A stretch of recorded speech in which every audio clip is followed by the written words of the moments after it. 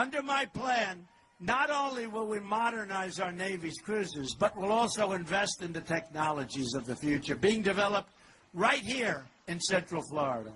My plan also includes major investments in space exploration, also right here. You know what we call this place?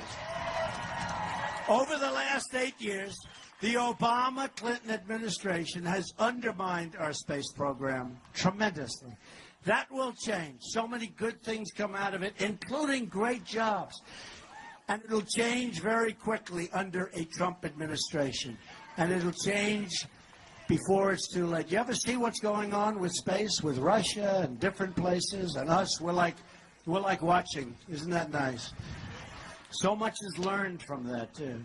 As a cornerstone of my policy, we will substantially expand public-private partnerships to maximize the amount of investment and funding that is available for space exploration and development.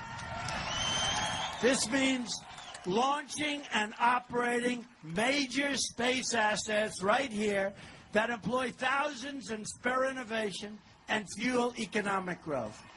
I will free NASA from the restriction of serving primarily as a logistics agency for low Earth orbit activity. Big deal. Instead, we will refocus its mission on space exploration. Under a Trump administration, Florida and America will lead the way into the stars. With a victory in November, everything will change. Just think about what we can accomplish in the first 100 days.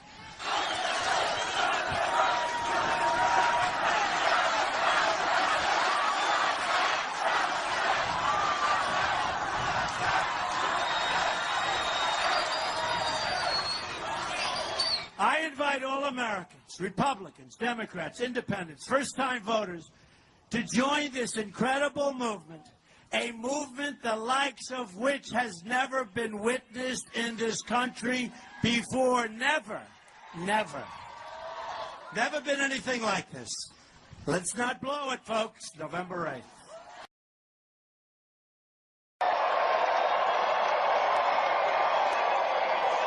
Amazing. 30,000 people. I just want to thank everybody. And, you know, we have a lot of folks. The Huntsville, Madison area, this whole area, really thriving. You do know that, right? Really thriving.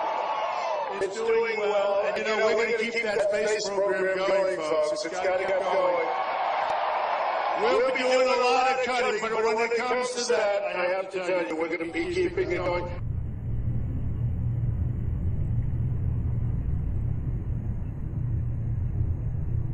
Say there is no money in the president's new budget for the program that was expected to follow the space shuttle.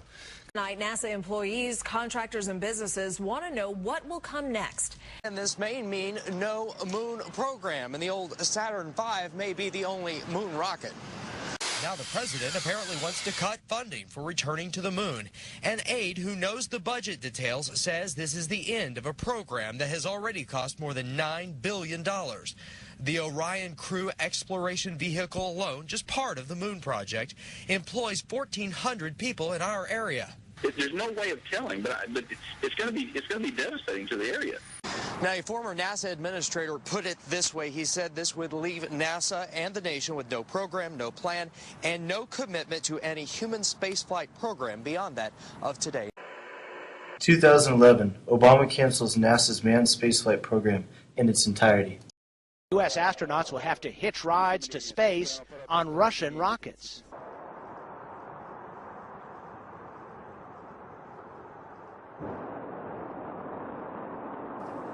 Where do you expect all of us rocket scientists to find work now? President Obama is set to release his 2011 budget today. It includes freezing some spending and boosting some taxes. However, NASA's Moon and Mars exploration program would be canceled.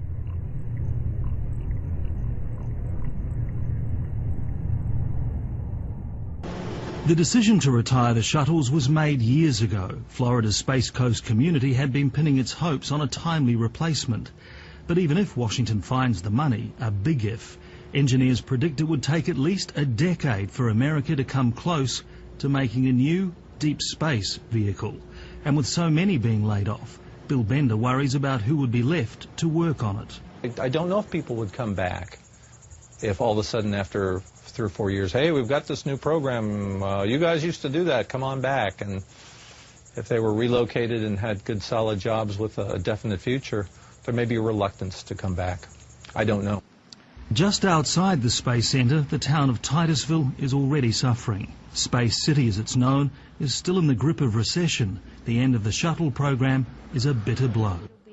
My father and brother-in-law both have gotten their notice of when they'll be gone. Marsha Gadke used to work on the space program. Now she's trying to lead a local business revival. We were expected to be the miracle city as a result of the space program being located just to our east. And we were supposed to be 100,000 people within a decade. And the scale of what's ahead of her can be seen here, at what's left of Titusville's Miracle City Mall. Built at the height of the moon landing days, it once carried 53 businesses and was the pride of Space City. Already in decline before the global downturn, now only the shell remains.